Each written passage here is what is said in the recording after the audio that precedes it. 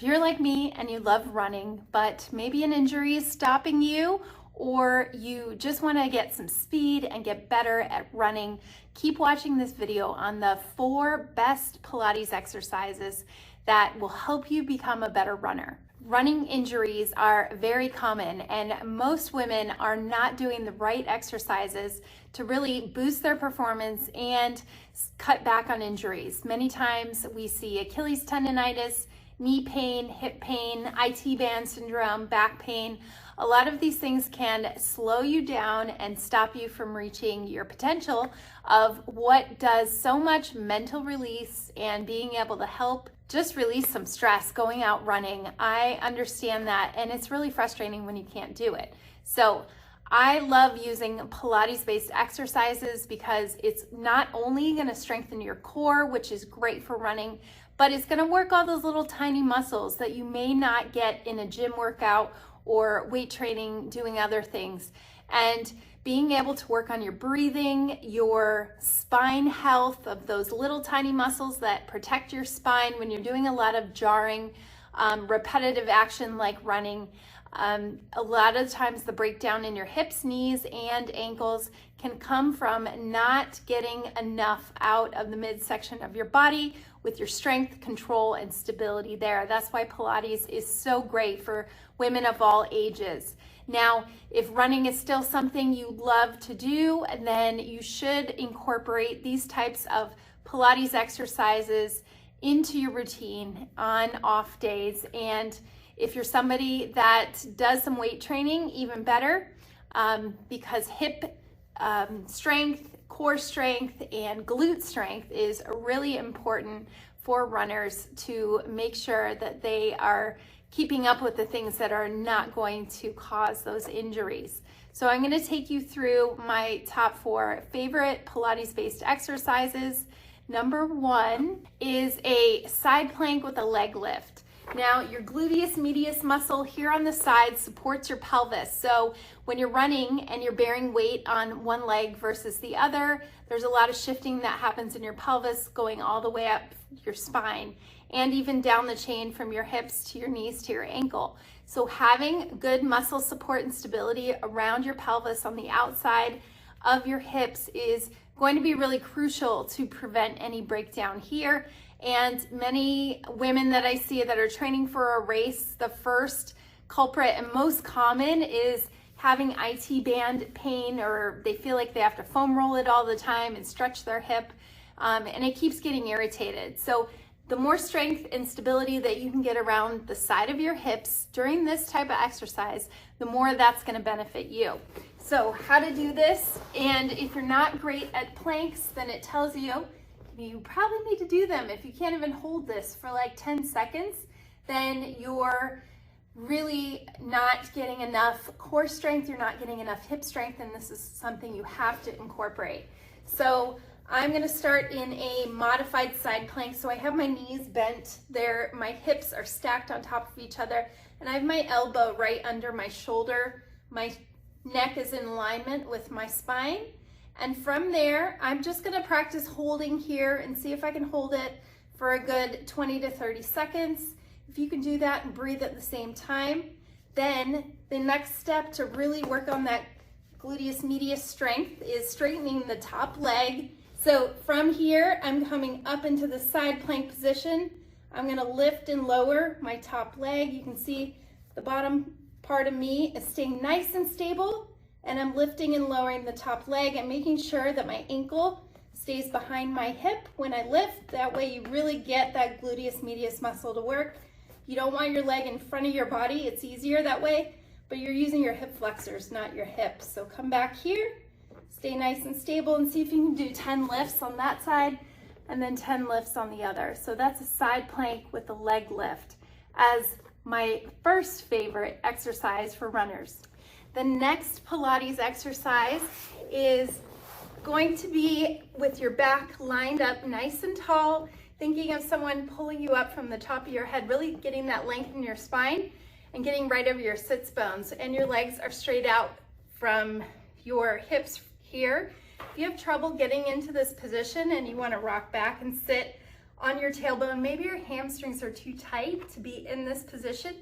So you can bend your knees just slightly, try to get over those sits bones, or it might be more beneficial for you to sit on a yoga block, and that way you can position your pelvis in a better position. So from here, I'm gonna take my arms out to the side. I'm gonna keep that length in my spine as I rotate, and I'm going to one side. I'm gonna inhale and then exhale, go the other side. So I'm getting rotation in my upper back while my hips are staying forward. You can do about 10 times to each side. Maybe pause and give a little extra twist. Use your breathing and make sure you're not caving forward. You want to keep that length in your spine getting up nice and tall. So thoracic rotation, that upper part of your back, you have to do that when you're running, especially if you're going up hills, you're getting some speed. And if you're really stiff in that upper part of your back, you're not going to get as much speed, and also you're going to cause your lower back to hurt down the line once you're pushing yourself more and more if you're not getting rotation through your upper back. So I love that exercise to really focus on keeping the hips squared forward and getting the rotation where it should come from, the thoracic spine in your upper back. The next exercise is single leg bridging. Now, these are going to work the big muscles, your gluteus maximus muscle, the one that gives you power, propelling you forward.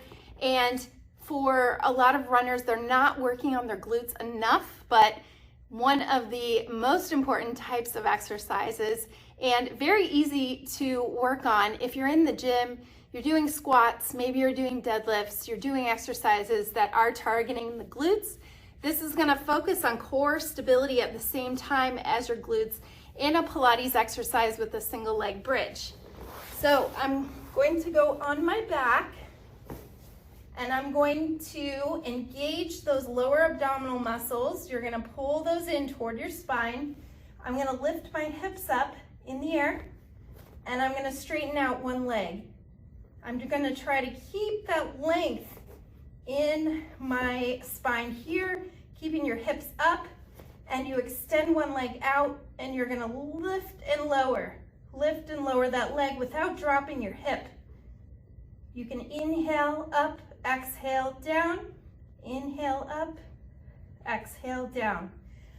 You can try 10 on each side. It's harder than it looks, but that's going to make you focus on one side versus the other. You may notice one side is easier than the other side, but a single leg bridge with a leg lift would be the next exercise that I love to give for runners, because then I can see which one they're compensating on, because many times in squats, deadlifts, you can definitely cause some compensation when you're using those larger muscle groups. But this has you work on that pelvic stability and also your glute muscles at the very same time. Okay, the next exercise is called a roll up and roll down.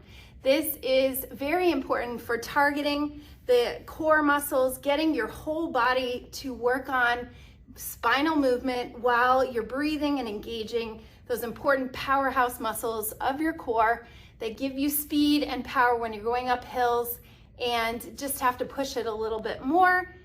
Getting your core muscles to activate and strengthen is very important and a key to some good Pilates exercise. So I have my legs straight out how I was in that other exercise with the twist, the spinal twist exercise. So now I have my feet together, my thighs are squeezing together, and I'm gonna start sitting up nice and tall, arms forward.